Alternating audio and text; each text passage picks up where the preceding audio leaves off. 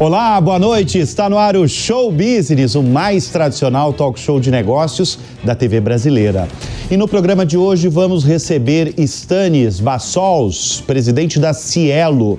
O executivo vai contar como foi ter virado CEO antes dos 40 anos e como é liderar uma companhia em que 7% do PIB brasileiro passa por uma maquininha da sua empresa.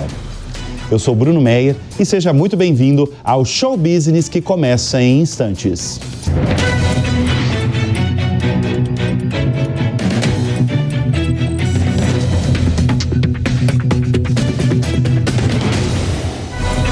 Ele é formado em Engenharia Elétrica pela Escola Politécnica da Universidade de São Paulo. Virou CEO antes dos 40 anos. Liderança, aliás, é uma marca dele em grandes companhias. Foi CEO da Sky, CEO da VR Benefícios, até virar presidente da Mastercard no Brasil. Desde setembro de 2022, ele preside a Cielo, referência em pagamentos eletrônicos no Brasil. Nós vamos conversar nesta edição do Show Business com Stannis Bassols, presidente da Cielo. Stannis, obrigado pela presença aqui. Eu que te agradeço. No nosso estúdio.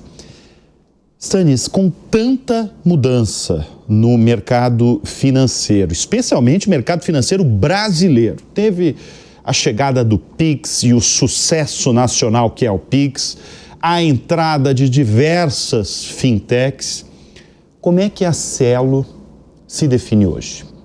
Cielo é uma empresa de tecnologia que tenta busca facilitar as transações no mercado. Se tem algo que vai continuar existindo, tendo Pix, não tendo Pix, tendo diversas formas de pagamento, é a transação, né? Você vai ter relações de compra e venda. Então, nosso propósito é facilitar e impulsionar os negócios, tirando esse atrito que muitas vezes o pagamento representa. Você, por exemplo, você vai no supermercado. Quando a gente vai no supermercado, a gente demora um tempão ali escolhendo se você vai comprar o leite da marca A, o leite da marca B, o requeijão 1, o requeijão 2, qual vinho você vai levar. E você faz isso com toda a calma do mundo. Quando você chega com o seu carrinho ali no caixa, sua paciência termina em 3 segundos. Você quer se livrar daquilo e ir embora rápido. E quão difícil for esse processo, você vai ter menos vontade de voltar para fazer aquela compra em algum outro momento. Quanto mais simples for, mais vontade você vai ter, porque você vai ter tido só aquele momento que foi prazeroso de escolher. Então, o momento do pagamento é um momento que ele é de atrito. E a Cielo, ela existe para exatamente tirar e minimizar esse atrito e, ao contrário, somar para o varejista e para o consumidor não só comodidade, mas também informação, capacidade de gestão. Então, é isso que faz, de alguma forma, uma diferença importante. E de novo, algo que eu sempre comento esse tema. O que é um meio de pagamento, né? O meio de pagamento ele tem 3 características que são importantes. Ele precisa estar presente em todo lugar, precisa ter ubiquidade. Imagina, se eu te der qualquer meio de pagamento que você fala, você só usa na Avenida Paulista, você vai falar assim, não me serve. Você só usa numa cidade, não te serve. Tudo que é parcial no meio de pagamento faz com que ele deixe de ter a função. Então, ele precisa ter ubiquidade. O segundo ponto, ele precisa ser seguro. Você precisa ter capacidade de, ao lidar com esse meio de pagamento, sentir que a transação que te aconteceu, o pagamento que te aconteceu, tanto para quem está pagando quanto para quem está recebendo. E o terceiro elemento é o atrito. Você quer um meio que seja simples. Por isso que todas essas mudanças estão acontecendo na indústria como um todo e na indústria de meios de pagamento e serviços financeiros ainda mais. Acho que no mundo, mas no Brasil em especial. Eu fiz questão de apresentar a sua chegada na Cielo porque você começou em setembro de 2022. Ou seja, você que está no mercado há muito tempo acompanhou, mas não internamente, porque a Cielo antes de 2022 já chegou a ser a queridinha do mercado financeiro, depois virou o oposto disso e depois fechou o capital na Bolsa Brasileira. Com a sua chegada em setembro de 2022, primeiro, como é que foi essa sua chegada no olho do furacão? O fechamento do capital foi quando? Foi 2024. Foi 2024, ou seja, você já estava ali dentro. Olha, a Cielo vinha num momento, ela já tinha ganhado um momento, diria, de recuperação. O que acontece? Quando a gente olha a indústria, primeiro explicar o que foi o olho do furacão, né? O olho do furacão foi o seguinte, quando você olha a indústria até um determinado ponto ali, 2015, era uma indústria que ela tinha diversas regras que faziam com que as bandeiras, o que são as bandeiras? Visa e Mastercard principalmente, né? Depois Elo, mas Visa e Mastercard, elas trabalhavam com acordos de exclusividade com adquirentes. Então, você tinha relações de exclusividade que faziam com que o mercado fosse mais fechado. Quando o Banco Central entrou e regulou o mercado, o que ele fez? Ele abriu, proibiu os contratos de exclusividade, diversos jogadores novos entraram, e quando eles entraram jogando um outro jogo. Então, você tinha os incumbentes que jogavam um jogo muito pouco baseado em antecipação de recebíveis, num país onde você tem o crédito com praticamente um mês de prazo e o parcelado com 24 vezes, então não faziam antecipação. Esses players novos entraram fazendo antecipação, baixando preços, com um deck tecnológico absolutamente novo, e começou a competição. Então, durante esse período de competição, acho que ela teve algumas fases. Uma primeira fase, eu acho que foi exatamente o estabelecimento desses novos players. Na sequência, começou uma guerra de preços que fez com que o valor, para você ter uma ideia, o profit pool, o lucro da indústria inteira, acho que por volta de 2020, era menor do que o lucro da Cielo em 2015. Então, tamanho foi o derretimento do lucro da indústria. E era uma época que você tinha um habilitador importante para isso, que essa boa parte das empresas novas, acho que até corretamente pelo mercado, estavam sendo mensuradas por uma variável que era crescimento.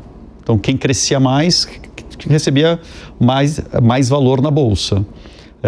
Isso faz com que você pudesse pegar e reinvestir esse dinheiro que você tinha, esse capital que você tinha, em CAC, em custo de aquisição de cliente, e ter margens talvez baixas. Passada a pandemia, o mercado viveu um momento de ressaca tremendo. Esse momento de ressaca ele foi fortemente marcado por uma cobrança do mercado de lucro líquido. Não, eu estou crescendo. Me fala teu lucro líquido. Não, mas eu estou crescendo. Não, quero lucro líquido. Então, a cobrança de lucro líquido fez com que se restabelecesse um nível de racionalidade do mercado. A Cielo, como líder intelectual, eu diria, ela fez um movimento de colocar os preços numa margem que faça sentido o ROI, o retorno para a indústria.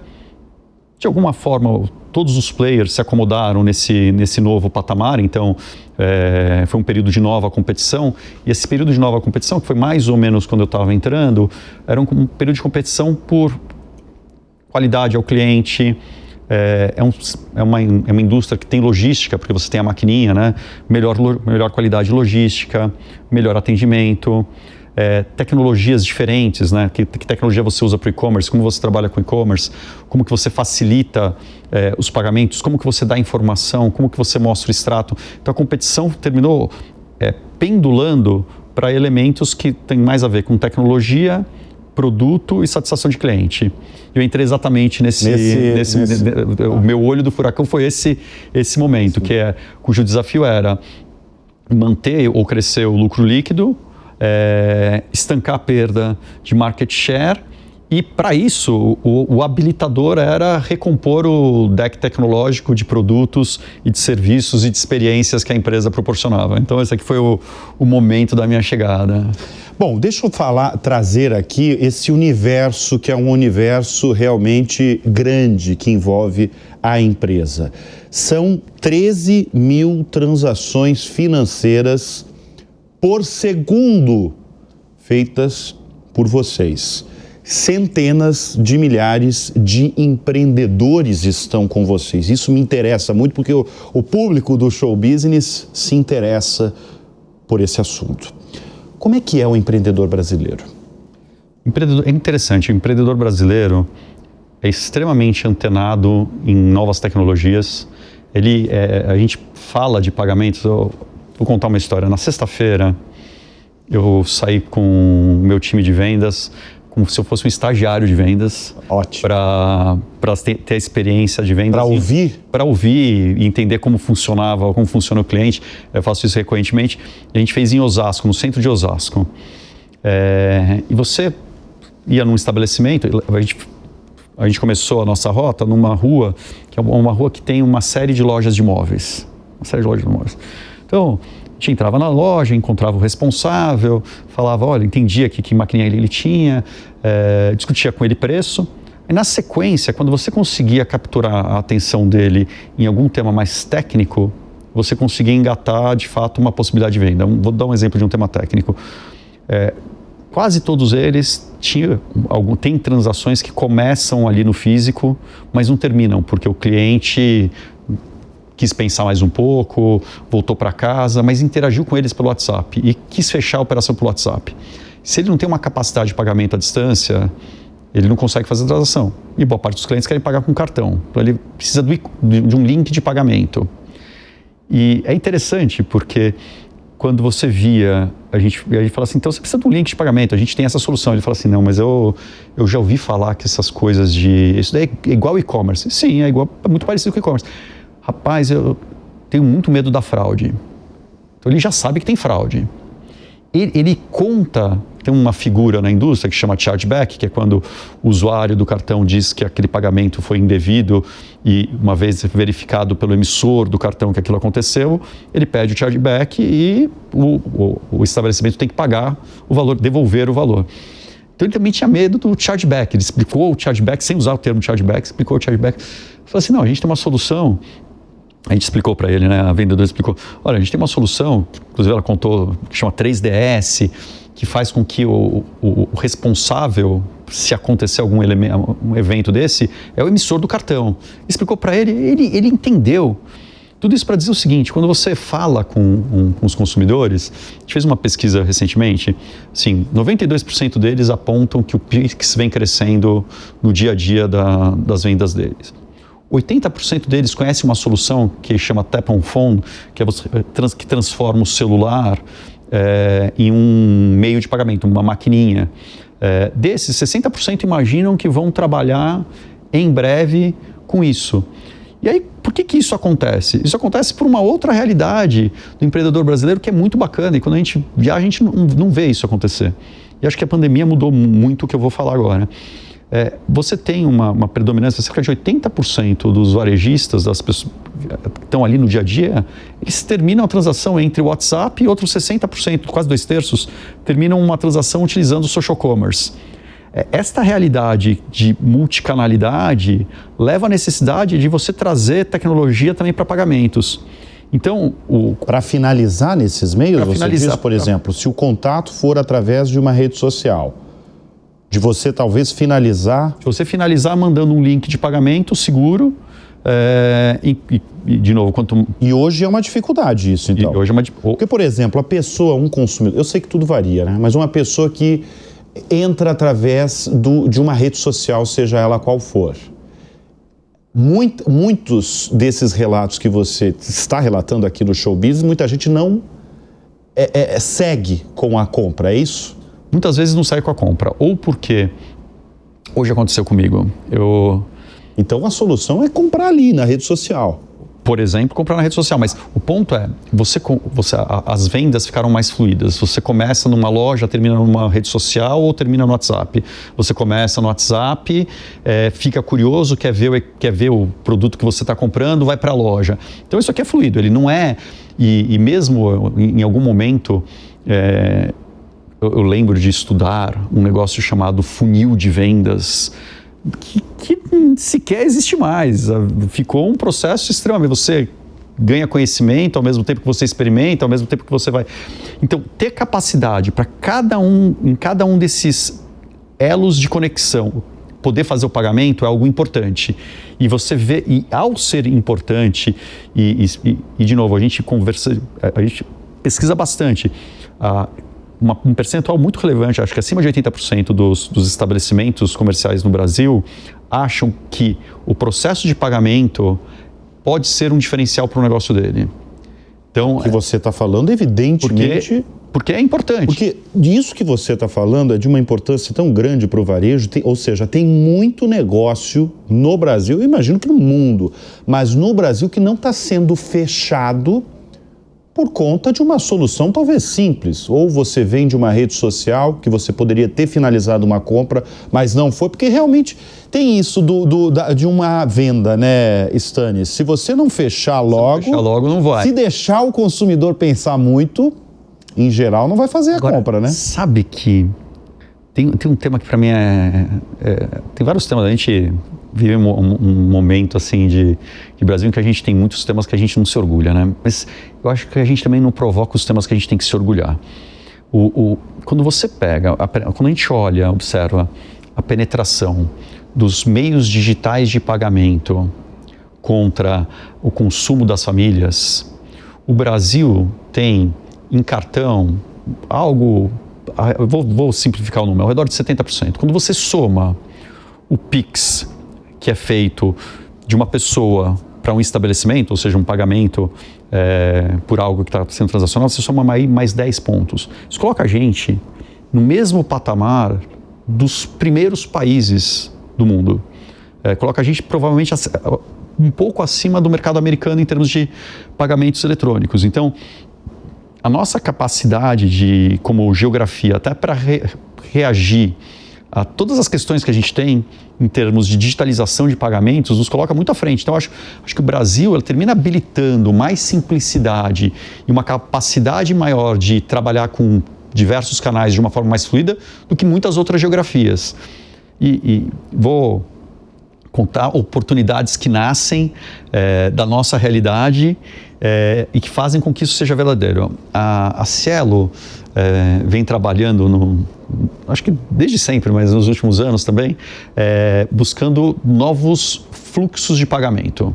Porque você tem... O que é isso, esses novos fluxos de pagamento? Imagina aqui nas nossas redondezas tem um monte de estabelecimentos, todos eles têm... Tem muitos, perto do estúdio tem muito estabelecimento. Todos eles têm uma maquininha e estão todas as adquirentes ou instituições financeiras buscando esses clientes. Porém, tem fluxos de pagamento, eu vou dar um exemplo específico para simplificar. Fluxo de pagamento, por exemplo, de transporte público.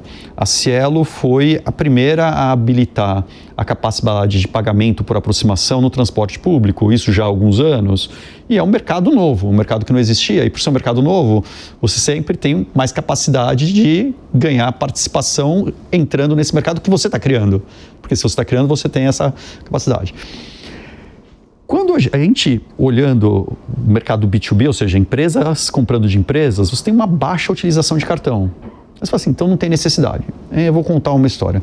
A gente tem alguns clientes que, em específico, vou pegar um ramo específico, bebidas. Hoje, inclusive, eu estava vendo uma notícia de bebidas, de uma indústria de bebidas. Uma indústria de bebidas, ela precisa receber do pequeno varejista. Então, para receber do pequeno varejista, ela vai lá com um caminhãozinho, dá as bebidas.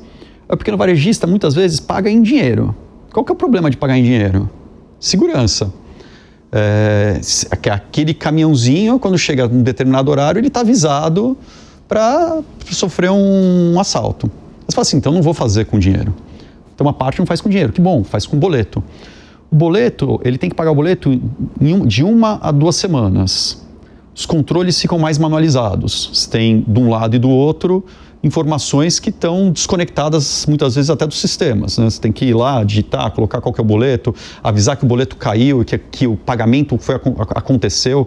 Não é algo automático que você registra o pagamento pelo banco e está no teu sistema que foi pago.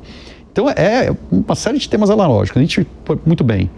Isso aqui é um pouco fruto do que é o pagamento e um pouco fruto até da questão de segurança. Quando eu falo do dinheiro, é a questão de segurança, uma questão da nossa geografia. A gente sentou com essa empresa grande e falou assim, olha, se eu habilitar um pagamento entre o teu estabelecimento e você, via cartão, ele ganha prazo de pagamento. A gente faz isso numa condição que não onere a cadeia como um todo, mais do que a segurança que você tem para transacionar com dinheiro. Vocês teriam interesse em fazer? Sim, temos interesse em fazer. Então a gente criou essa cadeia e está trabalhando, e a gente está trazendo cada vez mais outras relações parecidas com essa. Isso aqui é um exemplo, mas tenho diversos exemplos. Eu falei da empresa de bebidas, a gente fez isso com distribuidora de combustíveis. Quais são as vantagens aqui? Do lado da distribuidora, tem todas as questões que eu falei de crédito, de automação, do lado de quem está enxergando, porque conectou o pagamento com o ERP, e aí a partir disso consegue gerenciar o pagamento de um jeito mais simples. Mas, por outro lado, você tem ali o posto de gasolina que passa a poder operar com um nível de automação no qual ele entende se tal pagamento saiu de qual vendedor, em qual bomba, em que momento. Porque está tudo automatizado, fazendo parte de um sistema integrado. Esse tipo de solução que eu estou dizendo que é um mar azul, comparado ao outro que é aqui perto, que é um mar vermelho, que está todo mundo entrando. E você está falando algo porque de novidades, de inovações, porque tudo está mudando. No setor financeiro, tudo está mudando. Você tem falado sobre a maquininha, né? A maquininha tradicional. E agora eu pergunto, a maquininha tradicional e o dinheiro em espécie estão com os dias contados? Essa pergunta é muito boa. Sabe que, acho que no ano passado eu falei algo que terminou gerando um buzz, que eu falei assim, a maquininha como a gente conhece hoje vai desaparecer em algum momento.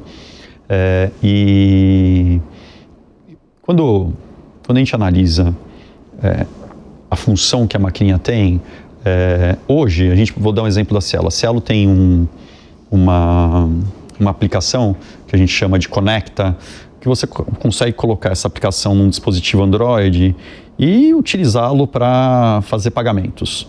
Eu acabei de falar do link de pagamento. O link de pagamento, eu te envio do meu computador o link de pagamento, você faz o pagamento e não preciso de nenhum dispositivo. O que acontece? Você vai ter estabelecimentos que fazem transações muito simples. Eles vão poder utilizar, já conseguem utilizar a nossa solução, por exemplo, o TAP, que é Tap on Phone, que você aproxima do celular e o celular fica habilitado como se fosse uma maquininha, né? Ele opera de uma forma segura, para fazer pagamentos que estão ali simples. Então, até determinado nível de complexidade é o que se quer. Vai valer para todo mundo?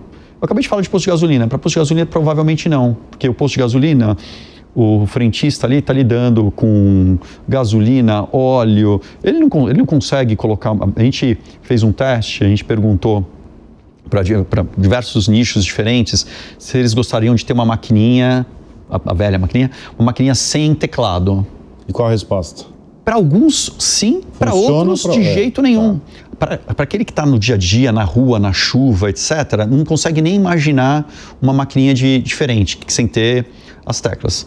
Então você vai ter um grupo de clientes, talvez menores, menos complexos, que vão trabalhar com Tap on Phone, link de pagamento e outras soluções mais digitais, e você vai ter um outro grupo de clientes que, por ter essa necessidade de sofisticação, vão trabalhar com máquinas que vão estar integrando o negócio deles ao pagamento. Integrando como? Quantas vezes não sei se você nota, muitas vezes está num restaurante e o aparato que ele está utilizando para tirar o pedido é um aparato que está conectado ao sistema de cozinha, ele vai lá e coloca os itens, está conectado ao ERP dele, que muitas vezes entende o que está saindo do estoque em termos de bebida, comida, peso, etc., na média, para saber se os cálculos que ele está fazendo do estoque estão correspondendo. E, por outro lado, em algum momento, fecha uma conta, emite a nota fiscal e faz o pagamento no mesmo aparato. Esta capacidade de ter uma solução integrada é algo que a Cielo criou já há alguns anos e que a gente vem aprimorando ao longo do tempo e que provavelmente vai ser uma tendência. Você vai ter equipamentos que eles estão conectados ao dia a dia e agregando um valor, somando algo à atividade principal do estabelecimento, e aí sim vai existir um equipamento mas ele tem uma outra função. E do outro lado você vai ter algo muito simples, muitas vezes talvez até que tenha sido abstraído, que você não precise de nenhum tipo de equipamento. Então vai ter uma convivência interessante. Deixa eu destacar a carreira mais do que notável do Stannis. Você foi CEO da Sky, CEO da VR Benefícios, foi presidente da Mastercard, você é membro do Conselho de Administração do Boticário e preside a Cielo. Não é pouco, não. Como é que é lidar com negócios tão distintos? Porque a gente está falando de cosmético, estamos falando de meios de pagamento, talvez o que tem mais similaridade, evidentemente, foi a sua última posição como presidente da Mastercard e a sua atual posição como presidente da Cielo. Nossa, boa pergunta. Eu trabalhei durante um bom período em telecomunicações, e peguei ondas de mudanças de tecnologia que foram super interessantes na minha carreira nesta época. Eu vi links de, sei lá, antes da gente ter internet, antes da gente ter 3G, 4G, eu vi o 3G mudando para 4G, o 4G mudando... Não, eu parei no 4G, eu saí antes. Aí eu fui para a VR, e a VR é uma indústria de benefício, ela estava nascendo. De alguma forma, o que eu tinha aprendido em telecomunicações no que diz respeito à gestão das entradas e saídas de clientes, que a gente chama na indústria de serviços de churn, né? Você mede a recorrência do cliente de uma forma relevante.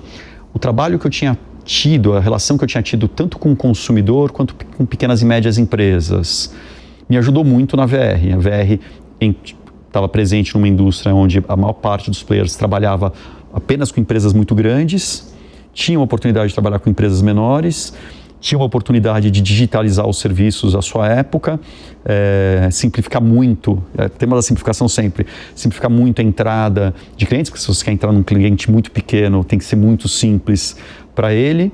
Então, eu terminei usando boa parte do que eu sabia de tecnologia, do mundo digital, de consumidor e das relações de serviços na VR. Então, agora, aprendi muitas outras coisas. Aprendi como funciona o meio de pagamento. Aprendi como funciona a segurança dentro de um meio de pagamento. No final, é um meio de pagamento a VR. Quando eu fui para a Sky é uma indústria até hoje extremamente desafiada, porque a quantidade de mudanças tecnológicas que a gente tem é enorme. Então, a gente tem o satélite existia, estava entrando o streaming. Como que você faz para sobreviver? Como você faz para ter o teu streaming? Você também passou por uma revolução ali, né? Foi uma revolução. Foi um momento em que... Momento de revolução no seu... Momento de revolução. Momento em que a indústria de Pay TV no Brasil estava se refazendo ou se desfazendo. Como criar negócios novos, digitais, que se falem com o consumidor, que também quer consumir no momento em que ele deseja o que quer que seja, é algo que foi um trabalho. Então, minha experiência de digitalização, minha experiência com o consumidor aqui fez muita diferença. E aí você falou do Boticário. Eu estou no Conselho do Boticário, no Conselho da Algar e no Conselho da Wine. Então são... você vê, são vinho, cosméticos, meios de pagamentos, são várias chaves que você tem, você vai mudando? O elemento comum é o consumidor. O elemento comum no final, é de gente para gente. Eu acho que em algum momento na minha carreira, muito cedo, eu me formei em engenharia, você comentou. Eu comecei trabalhando como engenheiro, e quando eu comecei trabalhando como engenheiro, eu lembro... Inclusive, eu comecei trabalhando como engenheiro, como trainee de engenharia, em 95, que foi o ano que a Cielo foi fundada. E eu lembro que as pessoas me chamavam de engenheiro Stanislau. Era um negócio assim... e falavam o meu nome inteiro. Eu te pedi para me chamar de Stanis, mas falavam engenheiro. Exatamente, é verdade. Eu preciso até mostrar, tem que até falar para a nossa audiência, porque o nome é Stanislau Bassols. Isso. E você é conhecido no mercado... E imediatamente falou assim, não, é Stannis, né? Stannis. Mas eu, nessa época, era engenheiro Stanislau, e como engenheiro Stanislau, as coisas eram importantes. Em algum momento muito rápido, eu entendi que não era sobre coisas. não é sobre tecnologia, não é sobre capacidades, não é sobre projetos, não é sobre estratégia, é sobre pessoas. Isso em 95? Em 95 eu comecei a jornada para descobrir isso. Tá. Mas acho que já...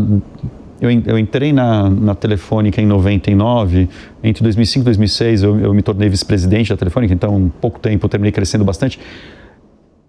E esse crescimento aconteceu por causa dessa chave, é sobre pessoas. E o que liga todos esses negócios é o cliente, é a pessoa, é quem está trabalhando no dia a dia. Deixa eu destacar sua vida pessoal. Sua mãe era costureira, o seu pai era chefe de almoxarifado, os dois morreram quando você tinha 9 anos e você e sua irmã sempre vieram de uma família humilde. Como esse rapaz que eu acabo de falar virou CEO de uma empresa protagonista de meios de pagamento? Rapaz, eu não esperava essa pergunta, eu não esperava que você soubesse isso de mim. Bom, quando, de fato, meus pais faleceram quando eu era criança, minha irmã era 7 anos mais velha que eu, então ela também era muito nova, família humilde. E a gente terminou seguindo 2 caminhos distintos e complementares e que se ajudam até hoje. Minha irmã rapidamente teve que, por vários motivos, abandonar o estudo. Ela estudava numa escola excelente, era bolsista na escola que ela estudava, ela teve que abandonar o estudo e começar a trabalhar. Eu, ao contrário, eu ganhei uma bolsa de estudos num colégio pequeno, de bairro, que me deu, junto com a bolsa de estudos, muitas oportunidades. Trabalhar na livraria do colégio, então eu tinha o material, trabalhava na lojinha, então eu tinha uniforme, e trabalhava na cantina, então comia. Então era um jogo ali que dava educação e sobrevivência. E rapidamente o que aconteceu foi que eu me conectei com a ideia de que em várias facetas da minha vida, eu era longe de ser um destaque, longe de ser o primeiro. Perdeu os pais, submorava, ia para a escola com as piores roupas possíveis, sem mala, etc. Mas academicamente eu conseguia ser tão bom ou melhor que qualquer um. E eu comecei a investir muito nisso. Então eu acho que eu perdi um pedaço importante da infância, que paga um preço. Mas eu virei um aluno excelente, fiz Olimpíadas de tudo que você pode imaginar. Aí eu recebi com 13, 14 anos uma bolsa num colégio muito grande, gigantesco, um marco aqui em São Paulo, um marco arquitetônico bonito em São Paulo, inclusive. Ganhei bolsa depois em vários cursinhos, enquanto eu ainda estava no segundo colegial, no segundo ano do ensino médio. Na sequência entrei na Poli, e quando eu entrei na Poli eu já sabia que a vida tinha mudado. Agora, o que era legal, o que talvez tenha me ajudado muito? Você perguntou como disso virou o CEO. Eu vou contar uma experiência. Eu trabalhei na livraria do colégio, entravam pessoas que tinham ficado numa fila enorme, estavam irritadas, e muitas delas estavam com o filho que estava na minha classe. E é uma situação diferente, é uma situação humana. Como que você lida com uma situação humana? Aprendendo como o ser humano funciona. Então, acho que da soma dessas experiências que terminou brotando aquilo que talvez tenha me ajudado a chegar como CEO. E algo que eu também acredito, eu falo bastante, as pessoas quando me perguntam da carreira, em geral querem entender quais foram as grandes decisões que fizeram o salto.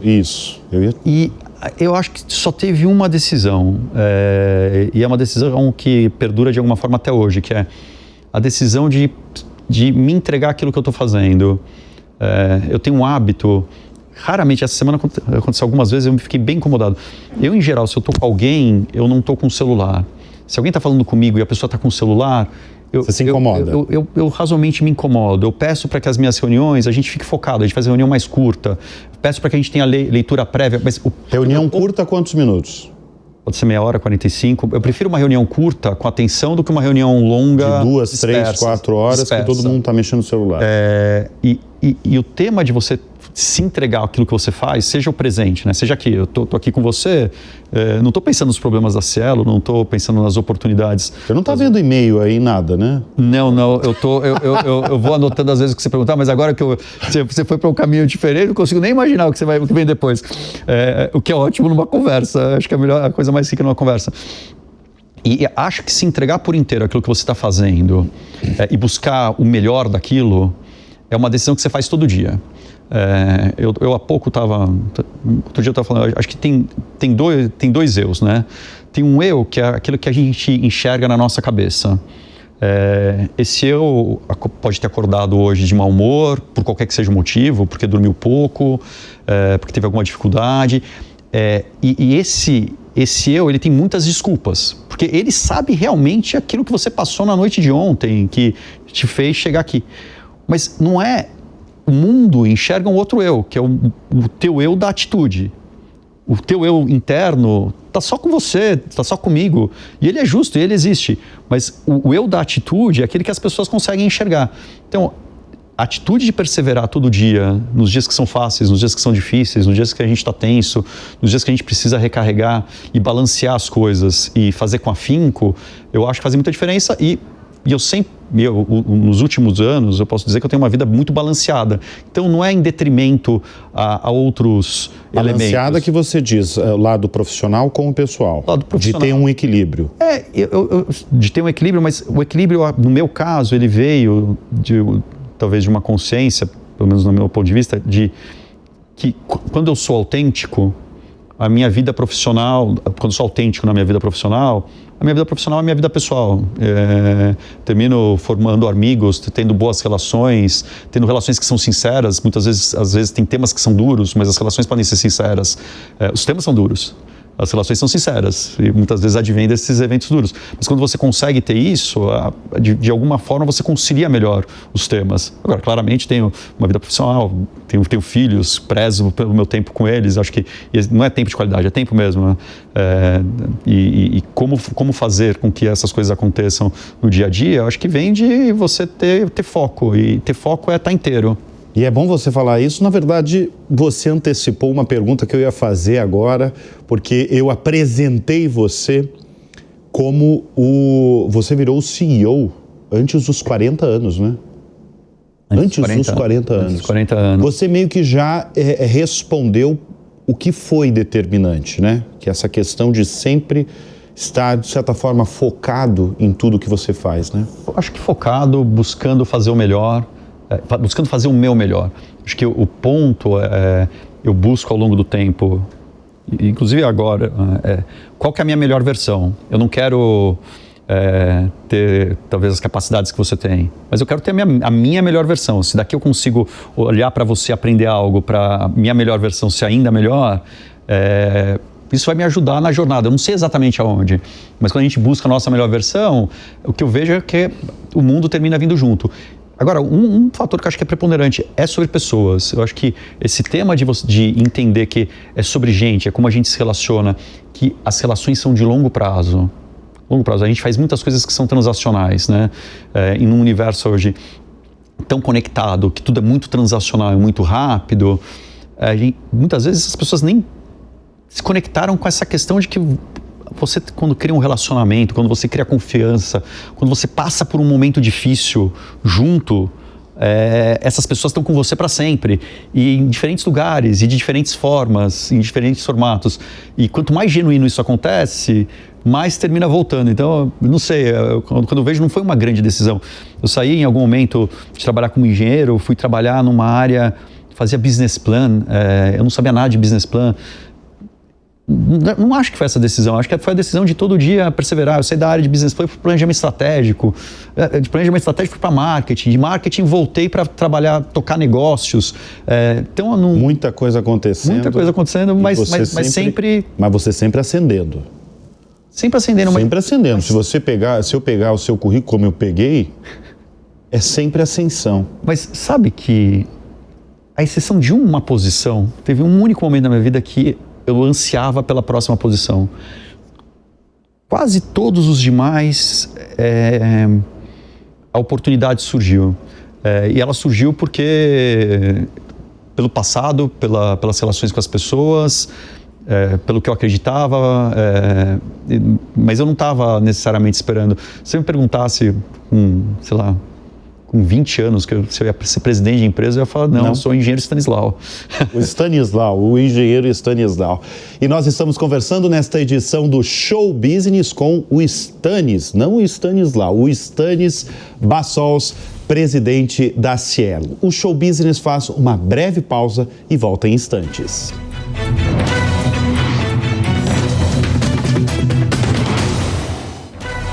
E a gente volta com o Show Business nesta edição com o presidente da Cielo, Stanis Bassols. Stanis, vamos falar de inteligência artificial, de varejo. A inteligência artificial, ela já chegou e ela tem se consolidado, sobretudo no setor financeiro.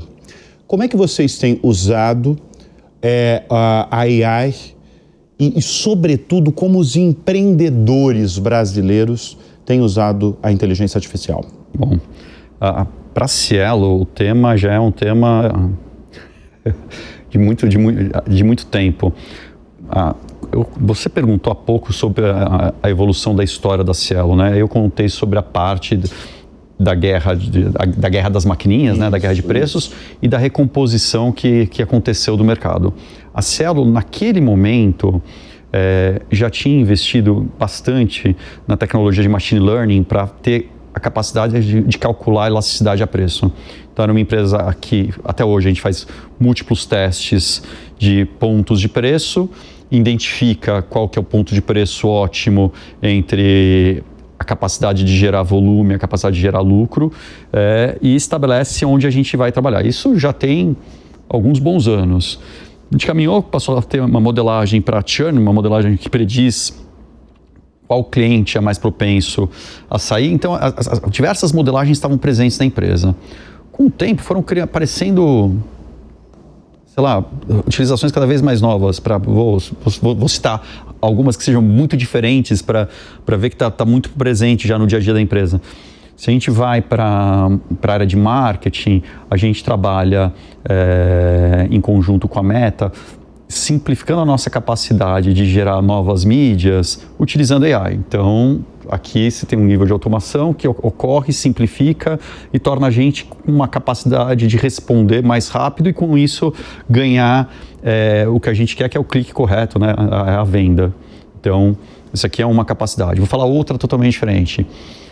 A gente tem a maquininha. A maquininha tem uma característica interessante, que ela consegue se comunicar com a gente e contar algumas informações do funcionamento dela.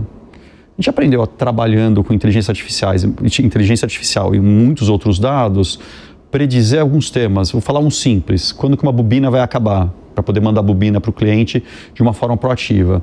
Mas a gente também aprendeu quando que uma bateria está próxima do final da vida. Então, hoje, 1/3 das baterias que a gente troca proativamente antes do cliente reclamar. E que é fundamental para o empreendedor, né?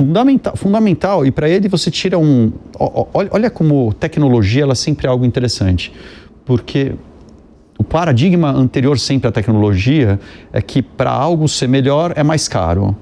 Olha quando você coloca esse nível de automação. A gente, utilizando as informações que a gente já tem, a gente consegue determinar que uma bateria vai deixar de estar funcionando daqui a uma semana, um mês. A gente vai lá e troca a bateria.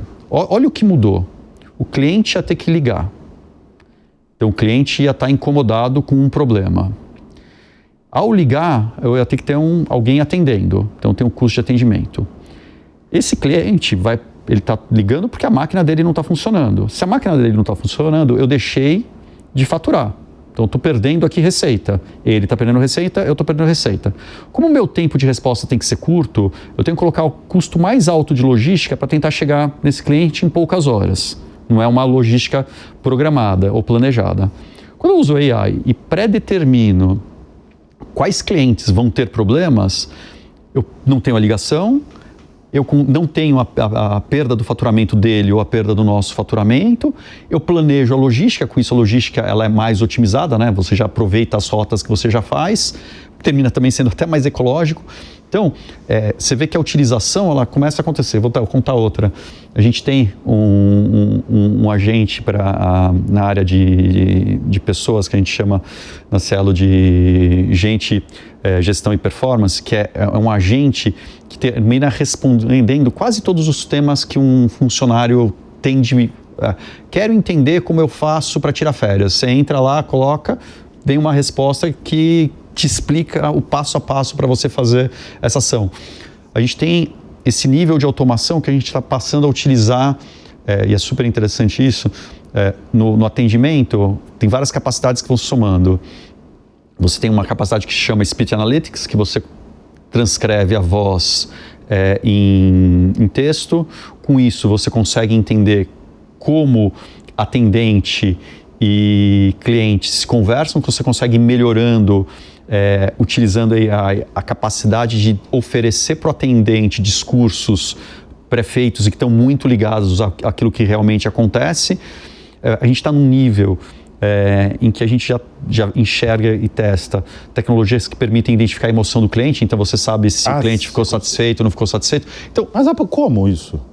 Pelo tom de voz. Pelo tom de voz? Então, e já tem um tempo, tá? O ponto é que muitas tecnologias já têm algum tempo, só que agora elas, com a capacidade de processamento que a gente tem, você consegue, de fato, trabalhar com todas elas juntas. Acho que o que faz a diferença é a capacidade de poder trabalhar com muitos desses itens conjugados. Stannis, você destacou no último bloco sobre a inovação no setor financeiro brasileiro. E você falou também do impacto de decisões do Banco Central no negócio de vocês, sobretudo depois da sua chegada.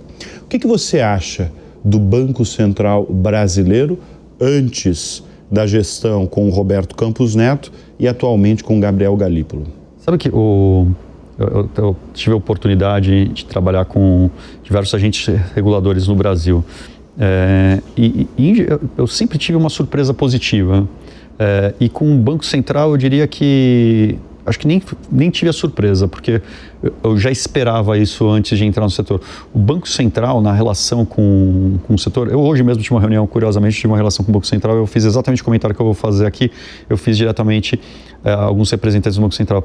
Ele é extremamente técnico, a gente estava tendo uma conversa hoje sobre um tema de risco, que é de uma complexidade enorme, precisa ter um conhecimento tão profundo da nossa indústria para conseguir capturar e entender. E eu vejo um banco central que está apto para trabalhar nessas frentes. Então, no final, eu falei do orgulho que eu tenho da indústria de meios de pagamento. Acho que a indústria de meios de pagamento no Brasil ela também tem sucesso devido à ação continuada e ao conhecimento que o Banco Central tem da indústria. Eu falei que eu trabalhei em telecomunicações. Telecomunicações a gente tem praticamente a universalização do serviço. E você tem a Anatel fiscalizando e regulando. Então, tem vários setores que você vê reguladores que conseguem extrair o melhor da indústria. Eu falei que eu queria ser a minha melhor versão. Qual que é a função do regulador? A função do regulador é extrair a melhor versão daquela indústria para todos, né? Então, como você faz para equilibrar ganhos, como você faz para garantir que você tem uma competição adequada, porque se uma competição é muito predatória, o que termina acontecendo é que você não investe no setor. Tem vários países do mundo que vou dar um exemplo de telecomunicações, que as telecomunicações não avançaram, porque o nível de concorrência foi tão alto que a margem ficou tão baixa, e numa indústria que você precisa de muito capital, você termina não tendo novidade. Então, balancear tudo isso é algo que eu vejo que alguns reguladores aqui no Brasil conseguem, o Banco Central é um deles. Você falou de um caso específico recente, de uma das suas andanças pelo Brasil para ouvir os clientes, né? Você citou o caso de um comerciante, se eu não me engano, em Osasco. Isso. Que a primeira coisa que ele falou foi fraude. Será que isso não vai me causar uma fraude? Como é que vocês... Eu imagino que deve ser difícil garantir, porque eu acho que hoje nenhuma instituição, nenhuma personalidade, nenhuma pessoa no mundo está 100% segura. Mas como é que vocês podem, de alguma forma, minimizar o risco de uma fraude por meio de pagamento? Tem muitas formas, né? Uma delas é o que a gente tokeniza o meio de pagamento. Então, que é o nosso meio de pagamento? Falar do meio de pagamento em cartão. Você tem, de um lado, um banco que emite um cartão, você tem uma bandeira que facilita e é responsável por todo o arranjo de pagamento, você tem um adquirente que credencia o estabelecimento e recebe a transação, e você tem aqui o estabelecimento que está fazendo a transação com o consumidor. Muito bem. Quando você tem, por exemplo, eu estou sem meu celular aqui, mas quando você tem o cartão no teu celular, aquele cartão está tokenizado. Ele só faz a transação quando ele reconhece a tua face por biometria e de fato ela acontece. Além desse elemento, então o elemento da tokenização é bem relevante. Então a gente tokeniza, então a gente tem certeza que o usuário ou o estabelecimento são eles. Tem muitos elementos que ajudam. O outro, a gente passa a utilizar, olha só como se conecta com o tema anterior, inteligência artificial, machine learning, para entender quais são os comportamentos de uso que são esperados para determinados padrões de estabelecimento. Então, um determinado padrão de estabelecimento que tem um ticket de sempre 200, 300 reais. De repente tem uma série de transações num valor muito alto, ou numa geografia que não corresponde à geografia que ele está. Nosso sistema alarma, a gente trava aquela transação e tenta entender o que está acontecendo. Você tem aqueles que são positivos, então de fato era uma fraude, tem o falso positivo, você bloqueou e não deveria ter bloqueado. Tem um mecanismo de enxergar o que é o falso positivo, o que é o positivo, para ir melhorando esse machine learning, é um elemento. Então a gente tem muitas camadas de proteção. Eu contei sobre o link de pagamento. O link de pagamento, para mim, ele junta todas as questões interessantes do que é um pagamento. Então, a Cielo já tem há muito tempo o link de pagamento, você entrava lá, colocava todos os teus dados, e a gente perguntava dados que a gente conseguia através de diversas capacidades, analisar e dizer, olha, de fato corresponde de uma forma segura, de fato corresponde ao usuário do cartão e ao cartão. Agora, isso aqui não era conveniente. Você tem que digitar muitos dados. A gente está se integrando às diferentes wallets que estão no mercado. Então, se você tem a wallet, a gente fala assim, você pode pagar com a wallet. Então, você vai lá, clica na wallet. As bandeiras criaram um outro serviço que se chama Click to Pay, que se você utilizar esse serviço da bandeira, você cria uma vez a tokenização e você consegue reaproveitar esse token com menos atrito. Eu tô contando esses exemplos para dizer o seguinte: a beleza é você tirar a fraude e tirar o atrito ao mesmo tempo. Todos esses eventos que eu contei, você conseguiu gerar uma automação e tirar o atrito. No caso que eu te contei anteriormente, eu falei de uma tecnologia que chama 3DS, que é quando você tem dúvida daquela transação, você pode criar diversos tipos de elementos que te criam um desafio.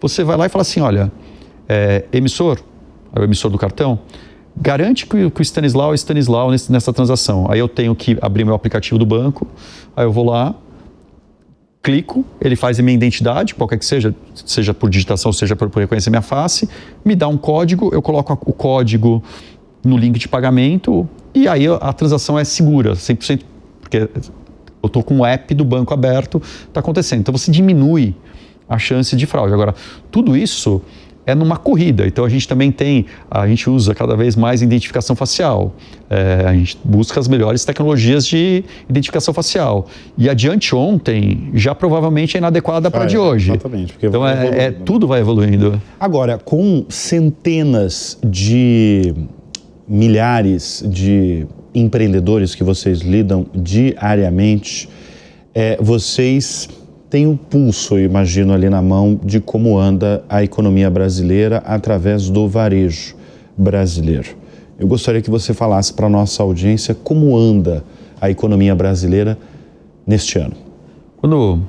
Acho que eu vou aproveitar e contar. O que é a Cielo há alguns anos, ela criou um índice que chama ICVA, que é um índice que a gente entendeu em algum momento, que a gente falou assim, a gente tem um pedaço importante do varejo passando pela gente, de todos os ramos e setores. E se a gente começasse a fornecer para esse varejo a informação consolidada do varejo, para o varejo ter esse termômetro? Então a gente já vem há alguns anos dando essa informação, e algo interessante, a partir desta capacidade, a gente também começou a utilizar um negócio que a gente chama de Cielo Farol, que dá para o teu estabelecimento. Imagina que você tem uma loja de roupas aqui na Paulista. Eu te mando a seguinte informação: olha, as lojas de roupa aqui na Paulista, na última semana, consolidadas, então você não sabe quem é quem, estão vendendo 10% acima do que você está vendendo, ou com ticket médio acima 20% do que você está fazendo, ou estão trabalhando num horário diferente do que você está trabalhando. Você consegue olhar e tomar decisões de negócio de uma forma inteligente. Então, de fato, a pergunta que você faz cabe bastante para a Cielo. A gente viu um varejo que, em termos reais, andou razoavelmente de lado ano contra ano, né? Começou esse ano andando de lado, então basicamente repondo a inflação, com alguns setores crescendo bem mais do que outros. Então os setores, sei lá, de alimentação, drogaria, crescendo mais do que outros, o que significa que em muitos campos você está tendo uma retração em termos reais. Então começou menos aquecido do que esteve até pouco tempo atrás. Então é um momento assim, mas é um momento que eu falaria assim, a gente não fornece prognóstico, né? Não sei como vai ser os próximos meses, mas foi um começo de ano, eu diria, quase que periclitante. Agora a gente está vendo o Dia das Mães, que foi um bom Dia das Mães, acho que veio melhor do que a expectativa que a gente tinha. O Natal do ano passado veio pior do que a expectativa que a gente tinha, então começo a ter algum nível de otimismo. Dá para falar do Natal de 2025 já? Ainda não. Ainda não dá para falar ainda nem do Dia dos Pais. Nem do Dia dos Pais. Stannis, eu vou fazer uma pergunta para você, que eu faço para todos os executivos que passam por essa cadeira. Quem são as suas referências no mundo dos negócios e também na vida? Uau! Isso, acho que na vida, de alguma forma importante, minha irmã. Minha irmã sempre foi muito resiliente, batalhadora, criativa, cheia de amigos, uma pessoa que termina agregando todo mundo, não perde ninguém. Então, na vida, honestamente, acho que ela é uma figura que, de novo, a gente sempre teve uma relação extremamente próxima, né? Antes dos meus pais morrerem, mas depois ainda mais. Relação de irmão, né? A gente brigava e tal, mas eu olho para ela com muita admiração. No mundo dos negócios, rapaz, de pensar, é interessante. Eu acho que é uma das figuras que eu vou falar, uma das figuras que eu mais admiro. O Bill Gates, ele é genial, mas ele fez ele fez algo que eu acho maravilhoso, porque ele fez mais de uma carreira. Então, foi um empreendedor incrível, depois foi um gestor de uma empresa gigantesca, já mundial, que se tornou incumbente, virou um filantropo incrível, presidente de uma fundação que trabalha com temas que para mim são muito caros, muito importantes, como ajudar mulheres em diferentes geografias que sofrem preconceitos e abusos incríveis, a como erradicar doenças com vacinas. Quando você olha alguém tão brilhante que em determinado momento decidiu se dedicar a melhorar o planeta Terra, a melhorar o que ele vive, eu acho que alguém que faz aquilo que eu falei no começo, busca a melhor versão de si próprio a cada dia, e isso me gera admiração profunda. Bill Gates. Acho. Muito bom. Você, ao longo do programa, falou várias vezes sobre o sucesso nacional que é o Pix entre os empreendedores. Você já consegue detectar qual que vai ser o próximo sucesso nacional?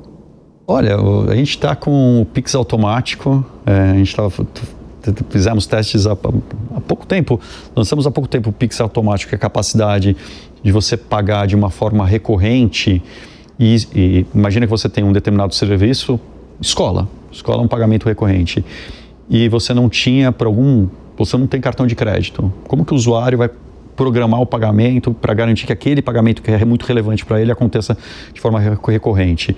Com o Pix automático você consegue. E a gente hoje tem a capacidade na nossa maquininha, né, no nosso através da Cielo, fazer esse tipo de programação. Então, é uma capacidade nova, eu acho que abre algo importante, uma capacidade diferente para quem para toda a população que não tem dezenas de milhares de pessoas que não têm acesso a um cartão. Elas passam agora a ter capacidade de pagar de forma recorrente. De novo, essa conjunção entre ações que acontecem do regulador, ações que acontecem da indústria, quando tudo isso casa de um jeito bacana que as revoluções acontecem. Então, acho que tem mais algumas revoluções aí acontecendo no mundo de meios de pagamento. Muito bem. Passou rápido, hein? Passou rápido. Nós conversamos nesta edição com o presidente da Cielo, Stanis Bassols. Stanis, eu agradeço mais uma vez a presença aqui em nosso estúdio, em nosso programa. Obrigado. Eu te agradeço, foi muito agradável. Obrigado. E olha, o Show Business vai ficando por aqui. Muito obrigado sempre pela sua audiência, pela sua confiança. Se você quiser ter conteúdos, vai o meu recado de sempre. Se você quiser ter conteúdos exclusivos aqui da Jovem Pan, faça a sua assinatura. Entre lá, www.jovempan.com.br. Obrigado mais uma vez e até semana que vem. Tchau.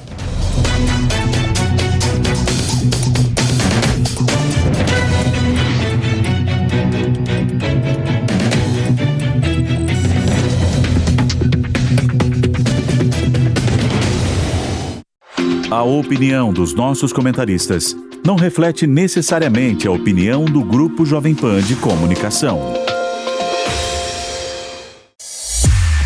Realização Jovem Pan News.